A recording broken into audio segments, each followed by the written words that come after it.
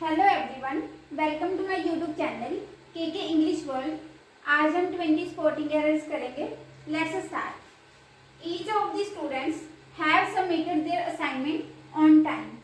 Each के साथ हमेशा सिंगुलर नाउन आता है उसके बाद, बट अगर ईच के बाद ऑफ हो तो हम उसके बाद प्लूरल नाउन का यूज करते हैं, प्लूरल सब्जेक्ट आता है ईच ऑफ द स्टूडेंट्स उसके बाद।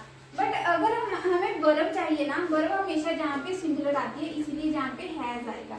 Each of the students has submitted their assignment on time. और जहाँ पे जो पॉजेसिव एडजेक्टिव है ना, जहाँ पे देयर की जगह हिज आएगा, क्योंकि ईच के बाद हमेशा सिंगुलर वर्ब आती है और उसके बाद अगर कोई भी पॉजेसिव एडजेक्टिव या प्रोनाउन हो ना, वो भी सिंगुलर ही आता है। बस इतना देखना है कि अगर ईच के बाद ऑफ हो ना और उसके बाद कोई नाउन ना हो या सब्जेक्ट हो, वो हमेशा प्लूरल में होएगा। One of my friends are planning to join the army next year. One के बाद अगर ऑफ हो उसके बाद हमेशा प्लूरल नाउन आता है। वन ऑफ माई फ्रेंड्स, वो मेरे बहुत सारे फ्रेंड्स में से एक, one, are planning to join the army next year. उसमें से एक ने प्लान कर रहा है कि वो नेक्स्ट ईयर आर्मी ज्वाइन करेगा। अगर हम वन एक की बात कर रहे हैं ना, इसीलिए जहाँ पे आर नहीं आएगा, इज आएगा। मेरे बहुत सारे फ्रेंड्स में से मैं किसी एक की बात कर रही हूँ, इसीलिए one of my friends is planning to join the army next year. ये डोंट प्ले क्रिकेट, ये प्रेजेंट इंडेफिनिट कह रहा है। प्रेजेंट इंडेफिनिट में क्या होता है?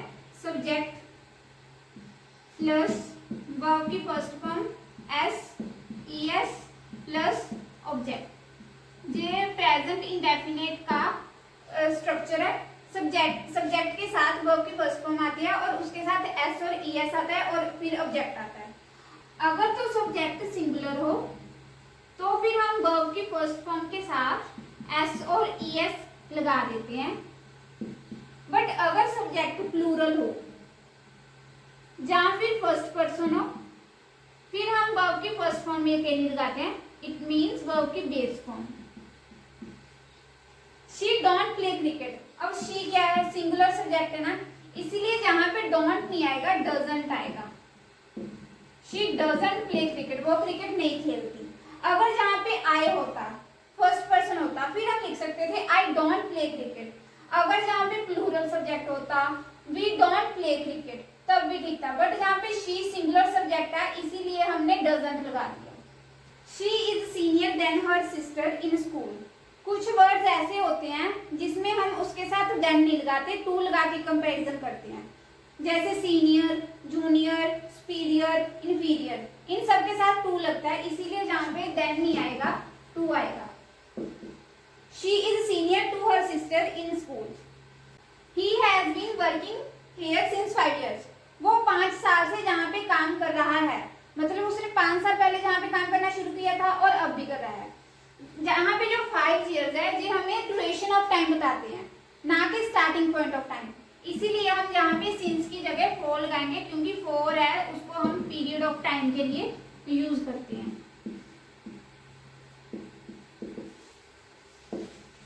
The teacher asked me where was I going after school. Teacher ने मेरे से पूछा कि मैं कहाँ जा रहा था। और यहाँ पे जो रिपोर्टेड स्पीच है ना, इसीलिए जहाँ पे वाज हेल्पिंग वर्ब हमेशा सब्जेक्ट के बाद आएगी, इसीलिए जहाँ पे आएगा वाज, यहाँ पे नहीं आएगा। The teacher asked me where I was going after school. ये इंडेरोगेटिव सेंटेंस नहीं है, ये रिपोर्टेड स्पीच है, इसीलिए हमने सब्जेक्ट के बाद उसकी वर्ब लगाई, ना कि उसके पहले। Hardly had I reached then it started raining heavily. Hardly when, no sooner than, ऐसे कुछ कंजंक्शंस के पेयर होते हैं जो एक पेयर में आते हैं, इसीलिए हार्डली का पेयर किससे बनता है? व्हेन के साथ बनता है, इसीलिए देन की जगह व्हेन आएगा।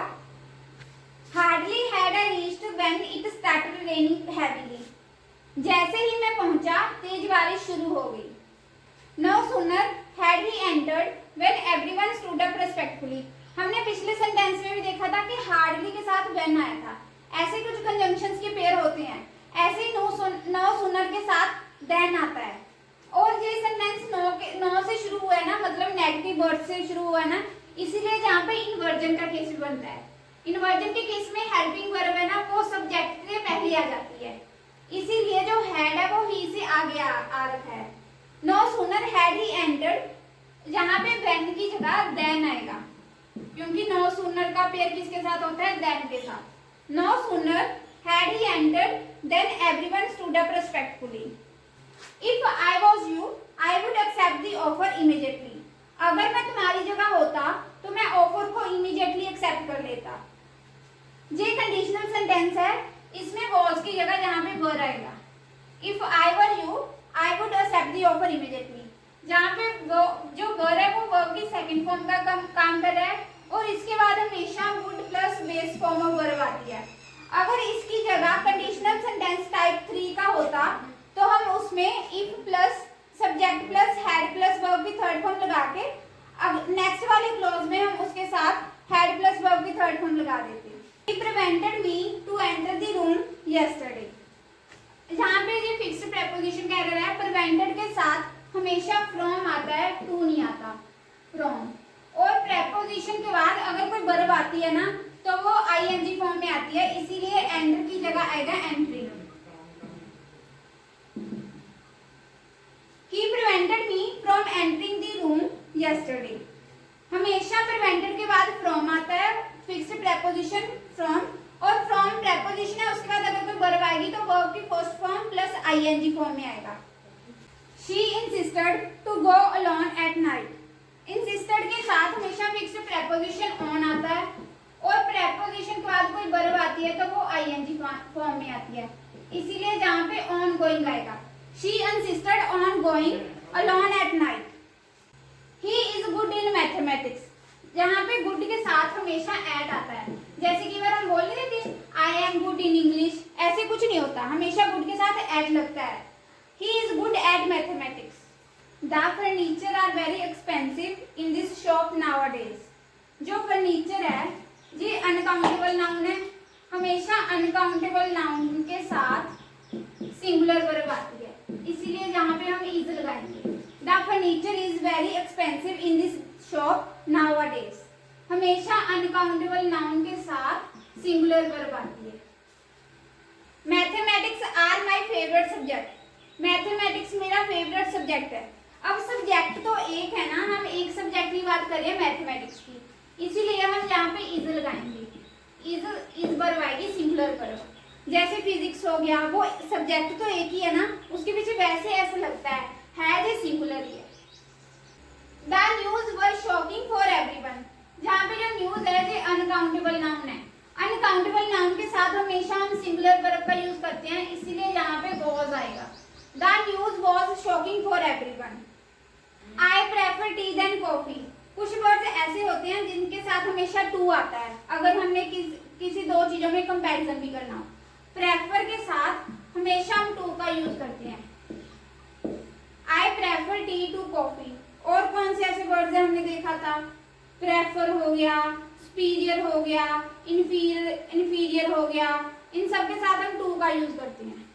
ही is married with a doctor. Married के साथ हमेशा टू का यूज करते हैं।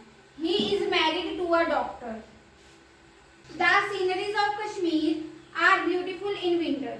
जो सीनरीज है ये अनकाउंटेबल नाउन है, इसको तो हम प्लूरल फॉर्म में लिख ही नहीं सकते, इसलिए जहां पे आएगा आर सीनरी ऑफ कश्मीर, जहां पे भी आर नहीं आएगा, क्योंकि इनकाउंटेबल नाउन के साथ अगर कोई वर्ब आती है ना वो सिंगुलर ही आती है। Our scenery of Kashmir is beautiful in winter. She as well as her friends are coming to the party tonight. जहां पे आर नहीं आएगा इज आएगा, क्योंकि कुछ ऐसे वर्ड्स होते हैं अगर उसके साथ हम दो सब्जेक्ट्स को कनेक्ट करते हैं ना, जो वर्ब आती है वो हमेशा फर्स्ट सब्जेक्ट के अकॉर्डिंग आती है, जैसे as well as, along with, besides, in addition to. ऐसे वर्ड्स होते हैं जिसमें हमने देखना होता है कि जो वर्ब है ना वो हमेशा फर्स्ट सब्जेक्ट के अकॉर्डिंग आएगी। बट कुछ ऐसे सब्जेक्ट्स होते हैं जिसमें हम देखते हैं कि जो वर्ब है वो नियरेस्ट सब्जेक्ट के अकॉर्डिंग आए, जैसे अगर नाइदर नॉर हो गया, आइदर और हो गया, इसमें हम जो वर्ब है उसको नियरेस्ट सब्जेक्ट के अकॉर्डिंग हम उसका यूज करते हैं। I look forward to meet you soon. ऐसे कुछ वर्ड्स होते हैं जैसे look forward to, accustomed to, object to, इसके बाद अगर कोई वर्ब आती है ना वो आईएनजी फॉर्म में आती है, इसीलिए जहाँ पे मीटिंग आएगा। जहाँ पे जो टू है वो प्रेपोजिशन का काम कर रहा है, ना कि टू इंफिनिटिव का,